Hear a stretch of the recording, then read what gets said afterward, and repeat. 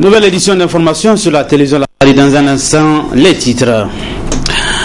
Déclaration ce matin des structures des oulémas de notre pays. Entre autres points contenus dans la dite déclaration figure l'appel au pouvoir d'abolir le sermon coranique inscrit dans la Constitution.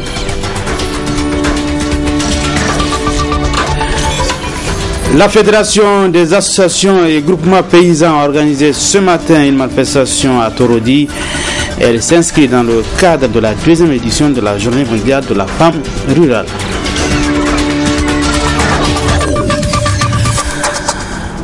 Mesdames, Messieurs, bonsoir et bienvenue à cette édition d'information. Les ministres du Plan, celui de l'économie et le porte-parole du gouvernement étaient hier après-midi face à la presse nationale et internationale. Il s'est agi pour eux de revenir sur les principales communications faites par les deux premiers en Conseil des ministres. Quant au porte-parole du gouvernement, il a profité, lui, pour évoquer quelques questions d'actualité. Le résumé de ce point de presse avec nos reporters Abdelrazak Idrissa et Sadoumi. Dans leur communication, les ministres Amadou Boubacar Cissé et Jules Bayé ont rendu compte de ce qu'ils ont fait à Washington à l'occasion des assemblées annuelles des institutions de Bretton Woods.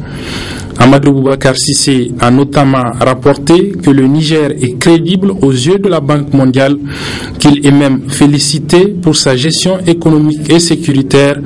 L'institution qualifie le Niger de pays le plus performant.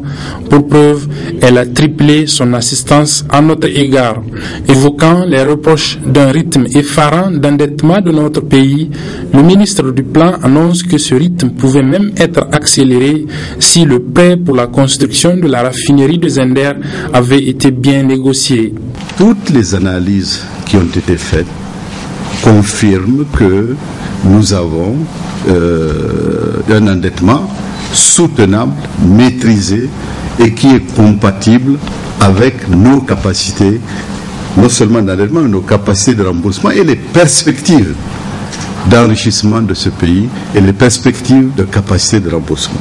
Nous aurions pu être même dans un niveau d'endettement faible en dépit de l'ambition du programme ambitieux que nous sommes en train de mettre en œuvre, n'eût été un seul programme sur lequel il y a des difficultés, c'est la question de l'endettement lié à la raffinerie de Soraz. Or, la raffinerie de Soraz n'a pas été négociée sous le régime actuel. Le ministre des Finances, lui, s'est appesanti sur les discussions qu'il a eues avec le Fonds monétaire international. Ici aussi, le Niger est, semble-t-il, bien coté en dépit de quelques difficultés inhérentes à la mise en œuvre de tout programme. Il fallait aussi qu'il s'explique auprès de l'institution financière internationale sur l'achat récent d'un avion présidentiel par l'État du Niger. Le FMI nous a interrogés par rapport à cet avion. Ce n'est pas un secret, ce n'est un secret pour personne. Et pourquoi le FMI nous a interrogés? Le FMI nous a interrogés parce que vous le savez bien, il y avait un autre débat sur un autre avion. Bien sûr. Pour lequel aucune procédure budgétaire n'a été respectée. J'ai dit simplement que la procédure budgétaire a été respectée, la procédure des marchés publics a été respectée, et le Niger a payé cet avion sur des fonds propres. Il n'est pas allé emprunter de l'argent. Il n'a pas demandé aux fournisseurs de préfinancer pour qu'ils le remboursent. Rien de cela n'a été donc suivi.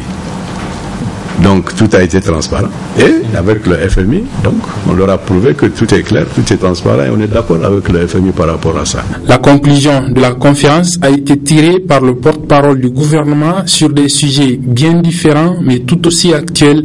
Ainsi, on apprend que le parquet a classé sans suite la plainte déposée par des députés de l'opposition contre X sur l'achat de l'avion présidentiel, que l'exécutif n'est pas au courant de la levée de l'immunité de l'ancien président Maman Ousmane et de l'ancien président Tanja Mamadou et Moro Amadou de conclure son intervention sur cette leçon de politique pour le chef de file de l'opposition.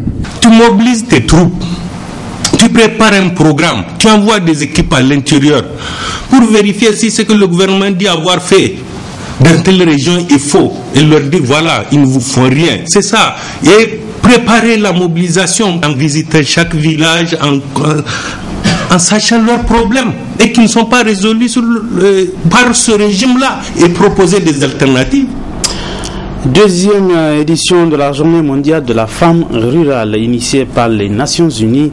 Cette journée a pour objectif d'amener les décideurs et d'autres acteurs à réfléchir et agir en faveur de cette frange importante de la société.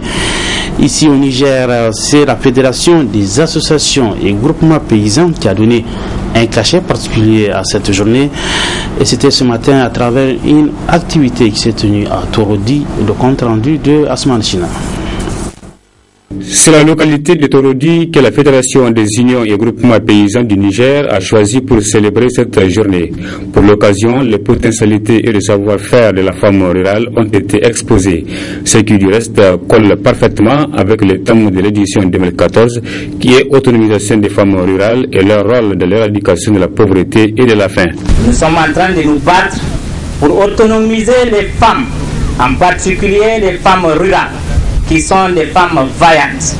À toutes les saisons de pluie, vous avez vu les femmes préparer la nourriture, cultiver leurs propres champs, encourager leurs enfants, éduquer leurs enfants. Toutes ces tâches doivent concourir à l'autonomisation et surtout à la reconnaissance des efforts de la femme rurale. Et dans tout ce que fait la femme rurale, certaines ressources ne sont pas disponibilisées, notamment les ressources foncières qui constituent une base de la production agricole. Donc la campagne Cultivons, à travers toutes ces organisations, est en train de se battre pour que la femme retrouve son droit d'accéder au foncier rural.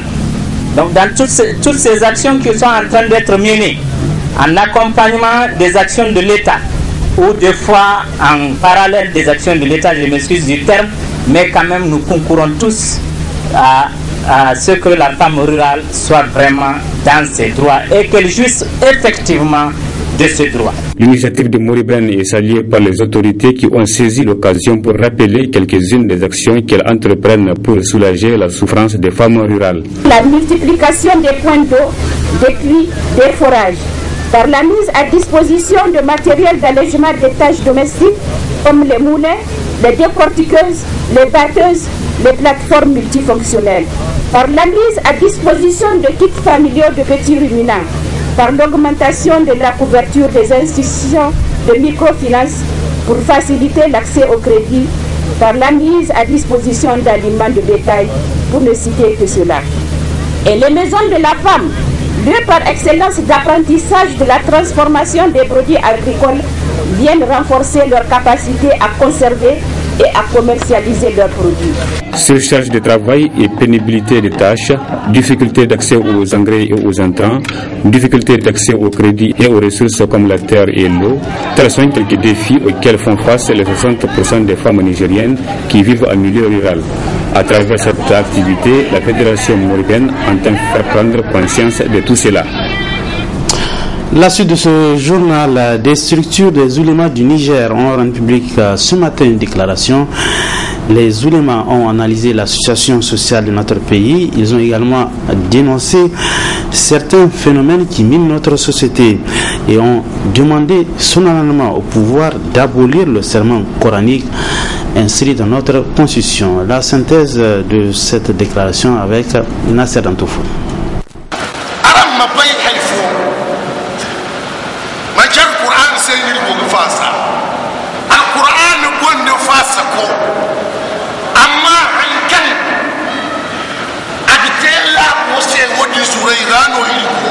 Quatre points essentiels ont marqué cette déclaration.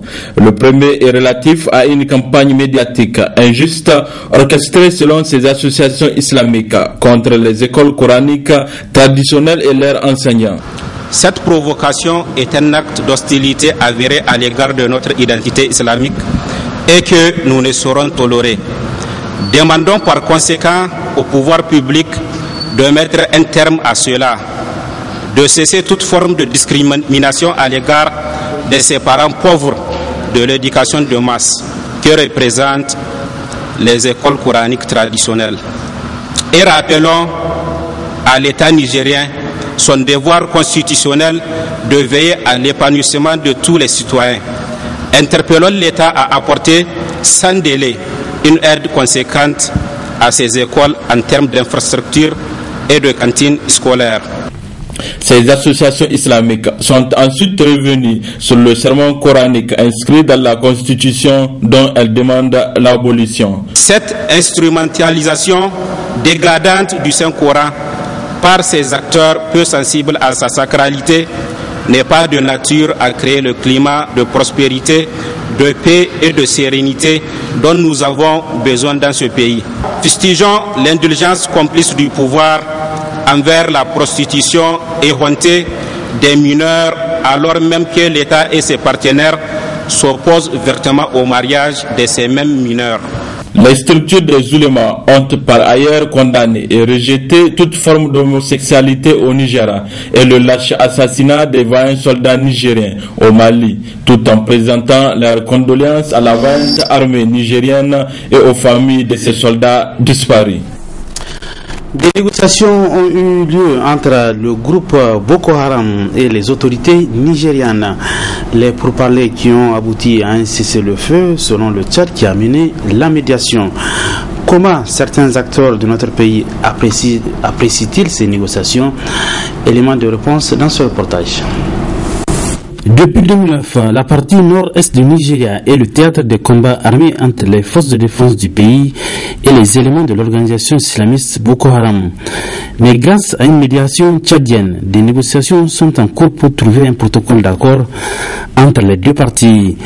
Au Niger, un pays dont les autorités ont décidé de participer à la lutte contre Boko Haram, les observateurs apprécient diversement le processus qui devait aboutir à un cessez-le-feu. Nous restons sceptiques jusqu'à voir la concrétisation de cet accord. C'est vrai, aujourd'hui, les sources concordantes nous permettent de croire qu'il s'agit réellement d'un accord, puisque on parlerait quand même du chef de cabinet du président Goodluck qui était impliqué dans ces négociations et du président tchadien Idriss Déby. Et ma foi, je disais que ça doit aller jusqu'au fond.